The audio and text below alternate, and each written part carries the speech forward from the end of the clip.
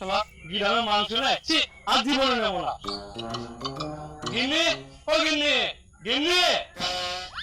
আরে তুমি মাংস নিয়ে চলে এসছো? হ্যাঁ, তা নিয়ে আসবো না, আজকে দশমী বলি কথা। কিন্তু তোমাকে যে বললাম 5 কেজি মাংস নিয়ে আসতে, তুমি কয়টুকুনি নিয়ে এসছো? ও বাবা, শালা যতই যা ততই চাই, তোমাদের পোষায় না, দেওয়া একটা সিস্টেম আছে তো। চুপচাপ গিয়ে তাদের রান্না করে খাওয়া, জামা যদি মাংস আমার সেন্ট পায় না, এইখান থেকে এক কুচিও তুই পাবি না। হ্যাঁ, এটা তো তুমি সত্যি কথাই বলেছো। আমি কি ফটাফট রান্নাটা করে ফেলি? শালা আগেরবার 1.5 কেজি মাংস নিলাম, জামাই শালা সব খেয়ে নিল, আর খেয়ে পুরো জামাই।